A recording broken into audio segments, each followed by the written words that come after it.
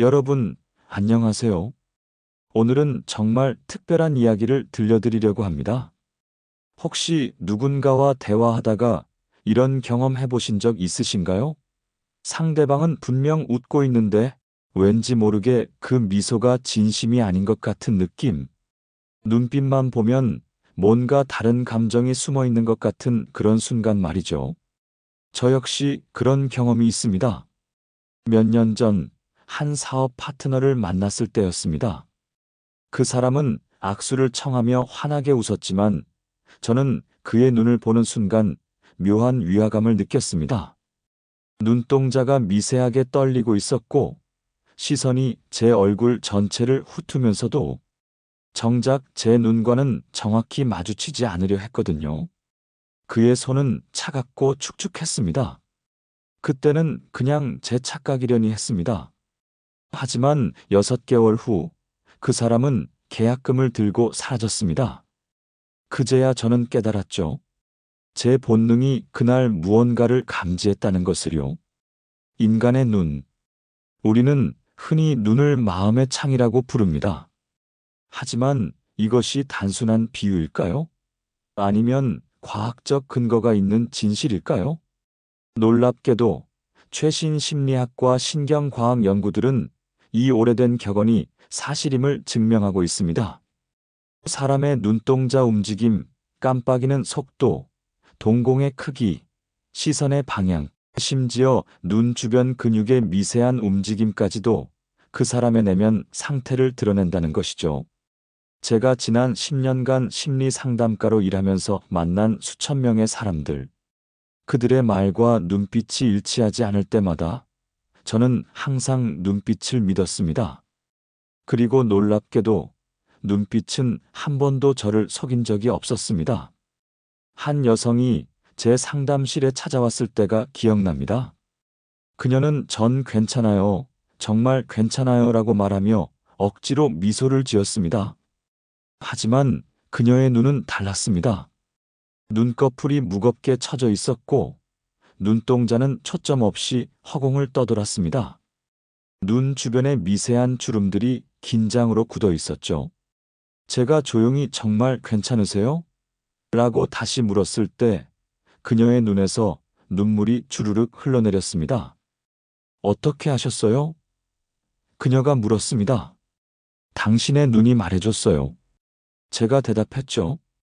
오늘 이 시간을 통해 여러분께 전하고 싶은 것은 단순한 관상학이나 미신이 아닙니다. 과학적으로 검증된 실제로 활용할 수 있는 구체적인 방법들입니다. 우리는 하루에도 수백 명의 사람들과 마주칩니다. 직장 동료, 가족, 친구, 그리고 처음 만나는 낯선 사람들까지. 만약 우리가 그들의 눈을 제대로 읽을 수 있다면 어떨까요? 거짓말하는 사람을 알아볼 수 있다면? 진심으로 나를 걱정하는 사람을 구분할 수 있다면? 상대방이 불편해하는 순간을 즉시 감지할 수 있다면? 누군가의 숨겨진 의도를 미리 파악할 수 있다면? 이것은 단순히 남을 판단하기 위한 기술이 아닙니다. 오히려 더 깊이 이해하고, 더 진실하게 소통하고, 때로는 자신을 보호하기 위한 필수적인 능력입니다. FBI의 전직 행동 분석관인 조 네버로 박사는 그의 저서에서 이렇게 말했습니다. 범죄자를 신문할 때 나는 그들의 말이 아니라 눈을 봤다. 눈은 뇌와 직접 연결된 유일한 감각기관이다. 눈은 거짓말을 할 수 없다. 실제로 CIA와 FBI의 요원들은 수년간의 훈련을 통해 미세 표정과 눈의 움직임을 읽는 법을 배웁니다. 하지만 여러분은 몰랐을 겁니다. 이 능력은 특별한 재능이 아니라는 것을요. 누구나 배우고 익힐 수 있는 기술이라는 것을요. 저와 함께 이 여정을 시작해 보시겠습니까? 오늘 여러분은 3가지 핵심 신호에 대해 배우게 될 것입니다. 첫째, 거짓말할 때 나타나는 눈의 변화. 둘째, 진짜 감정과 가짜 감정을 구분하는 법. 셋째, 상대방의 성격 특성을 눈빛에서 읽어내는 방법입니다. 그리고 이것을 뒷받침하는 최신 연구 결과들도 함께 살펴볼 것입니다. 2023년 스탠포드 대학교에서 발표한 연구, 케임브리지 대학의 눈 추적 실험, 그리고 하버드 의대의 신경과학 연구까지 과학이 증명한 명확한 증거들을 확인하실 수 있을 겁니다. 더 나아가 실제 사례들도 들려드리겠습니다. 한 여성이 눈빛만 보고 위험한 상황에서 벗어난 이야기. 한 사업가가 상대방의 눈을 읽어 수십억 원의 사기를 예방한 이야기. 그리고 한 아버지가 딸의 눈빛을 알아차리고 생명을 구한 이야기까지. 이 모든 이야기는 실제로 일어난 일들입니다. 그리고 이것이 여러분의 삶에서도 일어날 수 있습니다. 잠깐, 지금 이 순간 한번 생각해 보세요. 오늘 아침 여러분이 만난 사람들의 눈을 기억하시나요? 그 눈빛이 무엇을 말하고 있었는지 알아차렸나요? 아마 대부분은 그냥 지나쳤을 겁니다. 하지만 오늘 이후 여러분은 달라질 것입니다. 세상을 보는 눈이 달라질 것입니다. 아니, 더 정확히 말하면 사람의 눈을 보는 방법이 달라질 것입니다. 준비되셨나요? 그럼 지금부터 시작하겠습니다. 3가지 핵심 신호. 첫 번째, 거짓말할 때의 눈 움직임. 저는 절대 그런 적 없어요. 한 남성이 단호하게 말했습니다. 하지만 그의 눈은 말을 하는 순간 재빠르게 왼쪽 위를 향했다가 다시 정면으로 돌아왔습니다. 그의 눈꺼풀이 평소보다 빠르게 깜빡였고 동공이 미세하게 확장되었습니다. 그의 이마에는 가느다란 땀줄기가 맺혔습니다. 신경 언어 프로그래밍 연구자들은 눈의 움직임이 뇌의 정보 처리 방식과 직접 연결되어 있다고 말합니다. 사람이 기억을 떠올릴 때와 상상을 할 때 눈이 움직이는 방향이 다르다는 것이죠. 오른손잡이의 경우 실제 기억을 떠올릴 때는 눈이 오른쪽 위로 향합니다. 반면 거짓말을 지어낼 때는 왼쪽 위를 봅니다. 이것은 뇌의 창조적 영역을 활성화하기 때문입니다. 물론 왼손잡이는 반대입니다. 하지만 더 중요한 것은 깜빡임의 빈도입니다. 평상시 사람은 1분에 1520회 정도 눈을 깜빡입니다. 그런데 거짓말을 할 때는 이 빈도가 급격히 증가합니다. 어떤 경우는 2배 이상 빨라지기도 하죠. 이것은 뇌가 거짓 정보를 만들어내느라 과부하 상태에 빠지기 때문입니다. 한 젊은 여성의 사례를 말씀드리겠습니다. 그녀는 남자친구가 바람을 피우는 것 같다고 제게 상담을 요청했습니다. 확신은 없어요. 하지만 뭔가 이상해요. 제 직감이 계속 경고를 보내요. 저는 그녀에게 물었습니다. 남자친구 눈을 자세히 관찰해 본 적 있나요? 그녀가 고개를 저었습니다. 다음에 만났을 때 어디 갔었는지 물어보세요. 그리고 그의 눈을 똑바로 보세요. 눈동자의 움직임, 깜빡이는 속도, 동공의 크기 변화를 모두 기억하세요. 일주일 후 그녀가 다시 찾아왔습니다. 그녀의 얼굴은 창백했지만 눈빛은 또렷했습니다. 당신 말이 맞았어요. 제가 어디 있었냐고 물었을 때 그의 눈이 계속 왼쪽 위를 향했어요. 그리고 눈을 너무 빨리 깜빡였어요. 마치 뭔가를 숨기려는 것처럼요. 심지어 말하는 중간에 눈을 감기까지 했어요. 눈을 감는 것. 이것은 가장 명확한 회피 신호입니다. 무의식적으로 현실을 차단하려는 시도죠. 거짓말하는 사람은 자신의 거짓말을 보고 싶지 않습니다. 그래서 눈을 감는 겁니다. 두 번째, 진짜 감정 vs 가짜 감정. 축하해. 정말 기뻐. 한 동료가 제 승진 소식을 듣고 환하게 웃으며 말했습니다. 하지만 그의 눈은 웃지 않았습니다. 입꼬리는 올라갔지만 눈가에 주름은 없었습니다. 눈동자에는 차가운 빛이 스쳐 지나갔고 시선은 재빠르게 다른 곳으로 옮겨졌습니다. 진짜 미소와 가짜 미소의 차이를 아시나요? 프랑스 신경학자 듀센 드 블로뉴가 발견한 듀센 스마일? 진짜 기쁨을 느낄 때는 입 주변 근육뿐만 아니라 눈 주변의 알륜근이라는 근육도 함께 움직입니다. 눈가에 까마귀 발자국처럼 주름이 생기는 것이죠. 하지만 가짜 미소는 의식적으로 조절 가능한 입 주변 근육만 움직입니다. 눈은 그대로입니다. 차갑고 생기 없이 말이죠. 한 기업의 CEO가 저에게 고민을 털어놨습니다. 우리 팀원 중에 항상 밝은 척하는 사람이 있어요. 언제나 웃고 긍정적인 말만 하죠. 그런데 왜인지 불편해요. 진심이 느껴지지 않아요. 저는 그에게 조언했습니다. 다음 회의 때 그 사람의 눈을 유심히 보세요. 웃을 때 눈가에 주름이 생기는지, 눈빛에 따뜻함이 있는지 확인해 보세요. 한 달 후, 그가 다시 연락했습니다. 놀라운 발견을 했어요. 그 직원은 겉으로는 밝아 보였지만 눈은 항상 긴장해 있었어요.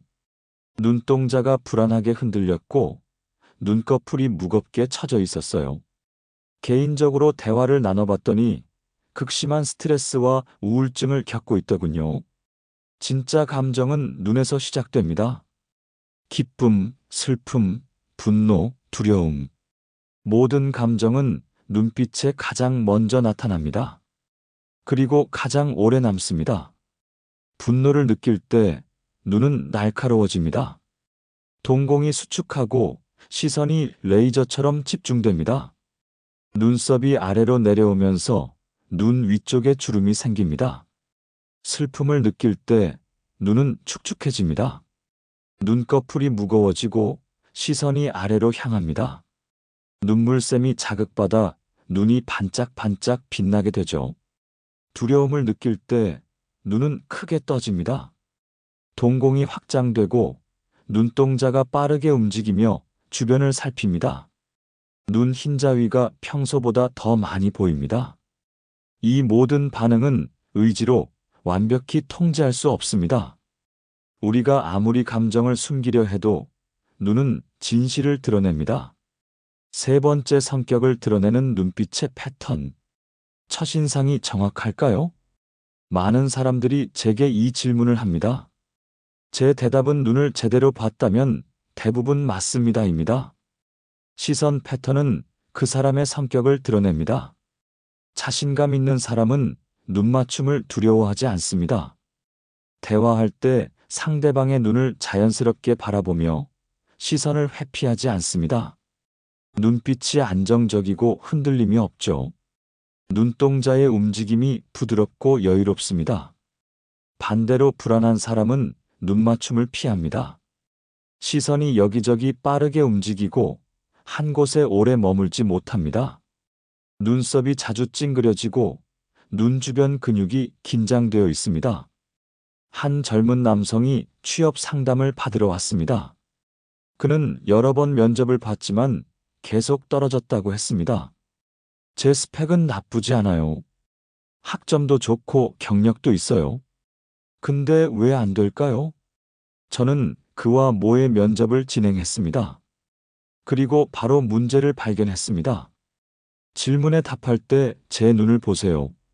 그가 대답을 시작했습니다. 하지만 그의 눈은 계속 바닥을 향했습니다. 가끔 제 얼굴을 힐끗 쳐다보지만 곧바로 시선을 피했습니다.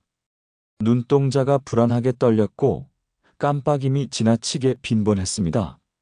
멈추세요. 지금 당신의 눈이 뭐라고 말하는지 아세요? 저는 자신 없어요. 제 말을 믿지 마세요. 저는 불안해요. 이렇게 말하고 있어요. 그의 눈이 커졌습니다. 그제야 깨달은 표정이었습니다. 우리는 6주간 훈련했습니다. 거울을 보며 눈맞춤 연습을 하고 눈동자의 안정성을 키우고 자연스러운 시선 처리를 배웠습니다. 2개월 후 그가 기쁜 소식을 전했습니다. 합격했어요. 면접관이 당신은 눈빛부터 다르다고 말하더군요. 공격적인 성향을 가진 사람은 눈빛이 날카롭고 뚫어지듯 응시합니다. 지나치게 오래, 지나치게 강하게 눈을 마주치죠. 이것은 동물의 위협 신호와 같습니다. 반대로 따뜻하고 공감 능력이 높은 사람은 눈빛이 부드럽습니다. 상대방의 감정에 따라 눈빛이 함께 변화합니다.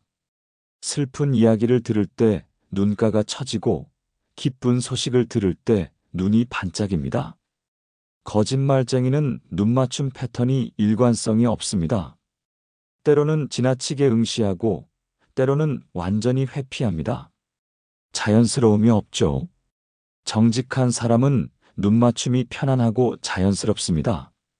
적절히 보고 적절히 쉬고 다시 봅니다. 눈빛에 떳떳함이 묻어납니다. 여러분도 이제부터 주변 사람들의 눈을 관찰해 보세요.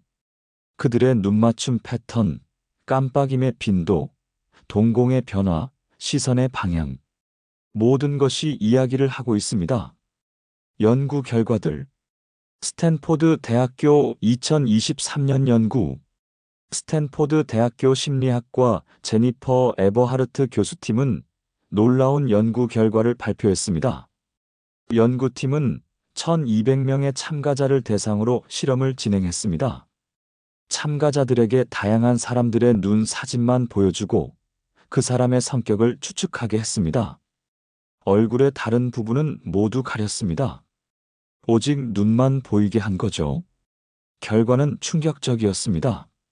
참가자들은 평균 73%의 정확도로 상대방의 성격 특성을 맞췄습니다. 특히 신뢰성, 공격성, 따뜻함 같은 특성은 80% 이상의 정확도를 보였습니다. 에버하르트 교수는 말했습니다. 눈 주변의 미세한 근육 움직임, 주름의 패턴, 눈동자의 특성이 그 사람의 습관적 감정 상태를 반영합니다. 항상 웃는 사람은 눈가에 웃음주름이 새겨집니다. 항상 찡그리는 사람은 미간에 세로 주름이 생기죠. 더 흥미로운 것은 동공 크기와 성격의 상관관계였습니다. 평소 동공이 큰 사람들은 개방적이고 호기심이 많은 성향을 보였습니다. 반면 동공이 작은 사람들은 보수적이고 신중한 경향이 있었습니다. 물론 이것은 절대적인 기준이 아닙니다. 하지만 통계적으로 유의미한 상관관계가 있다는 것이 입증되었습니다. 케임브리지 대학교 눈 추적 실험.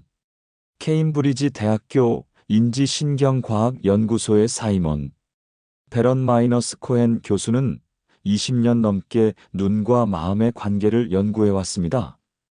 그의 유명한 눈으로 마음 읽기 테스트는 전 세계적으로 사용되고 있습니다. 36장의 눈 사진을 보여주고 그 사람이 느끼는 감정을 4개 선택지 중에서 고르는 테스트죠. 일반인들의 평균 점수는 26점입니다. 하지만 자폐 스펙트럼 장애를 가진 사람들은 평균 20점으로 낮았습니다. 이것은 타인의 감정을 읽는 능력이 눈을 통한 정보 처리와 직접 연결되어 있음을 보여줍니다. 더 놀라운 발견은 훈련을 통해 이 능력을 향상시킬 수 있다는 것이었습니다. 연구팀은 참가자들에게 4주간 집중 훈련을 제공했습니다. 매일 30분씩 다양한 눈 표정을 관찰하고 분석하는 연습을 했습니다. 결과 평균 점수가 26점에서 31점으로 상승했습니다.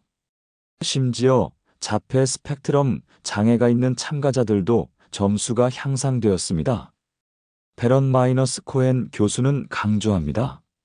눈을 읽는 능력은 타고나는 것이 아니라 학습되는 것입니다. 누구나 연습을 통해 향상시킬 수 있습니다. 하버드 의대 신경과학 연구. 하버드 의과대학의 신경과학자들은 fMRI 뇌 스캔을 사용해 눈맞춤이 뇌에 미치는 영향을 연구했습니다. 참가자들이 다른 사람과 눈을 마주칠 때 뇌의 여러 영역이 동시에 활성화되었습니다. 특히 편도체라는 감정 처리 중추가 즉시 반응했습니다.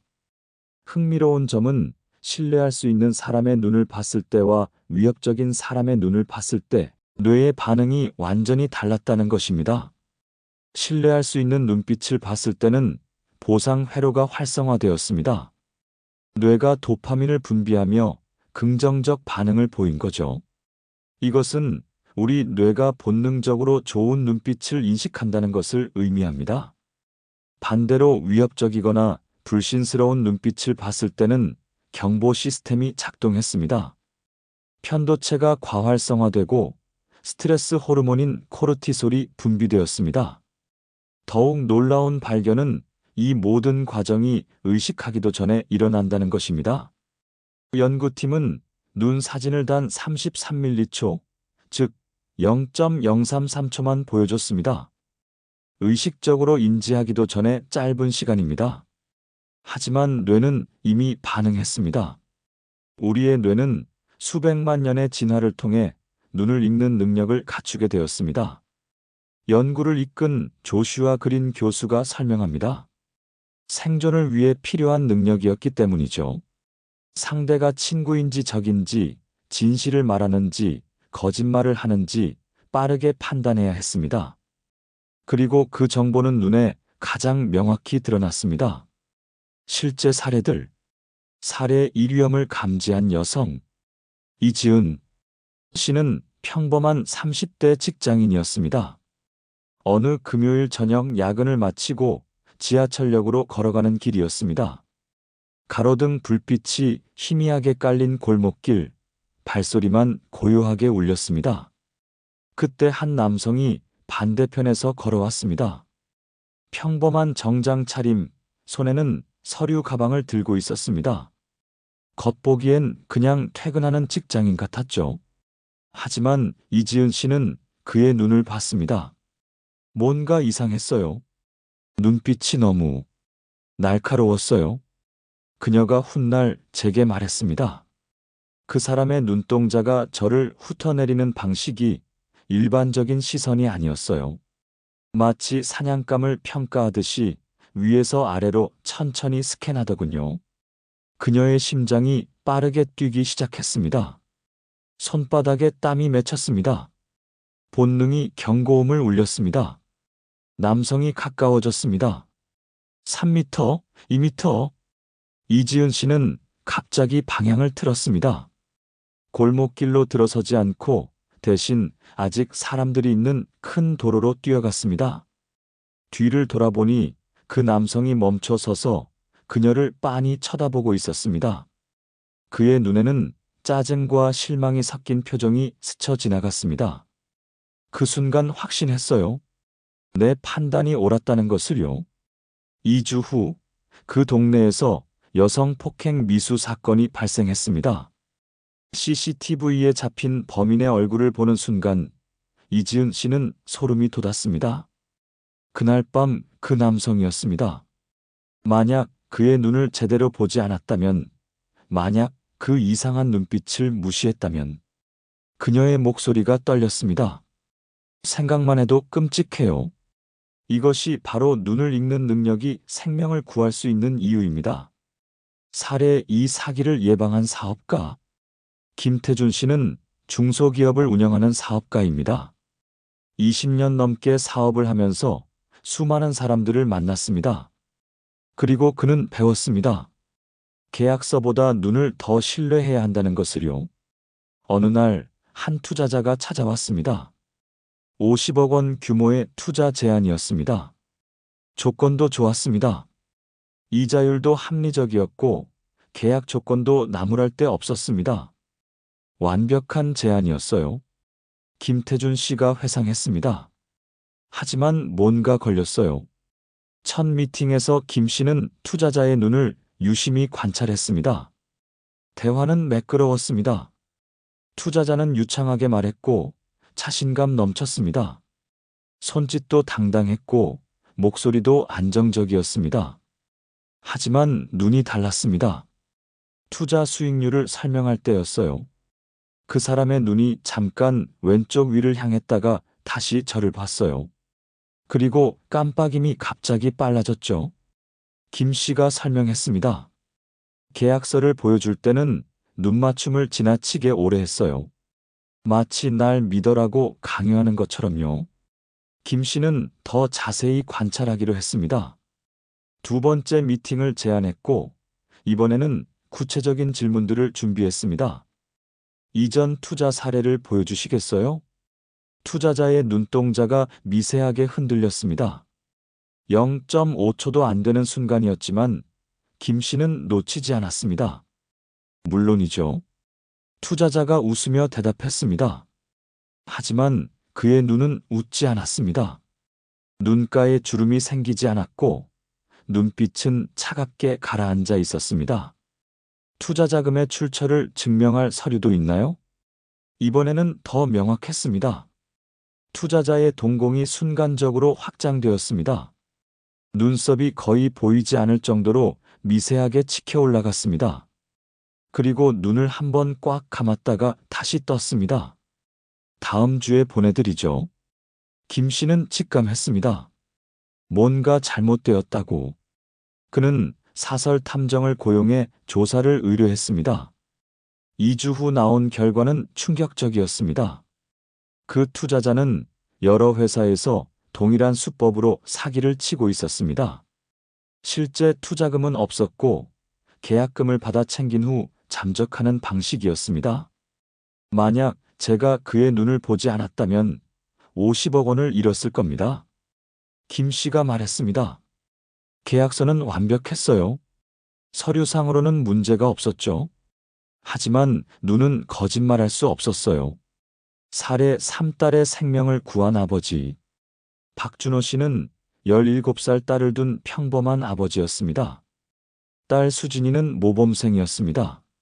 성적도 우수했고 문제를 일으킨 적도 없었습니다. 그런데 어느 날부터 뭔가 달라졌습니다. 처음에는 사춘기련이 했어요. 박 씨가 말했습니다. 요즘 애들이 다 그렇잖아요. 방문 닫고 혼자 있고 싶어 하고.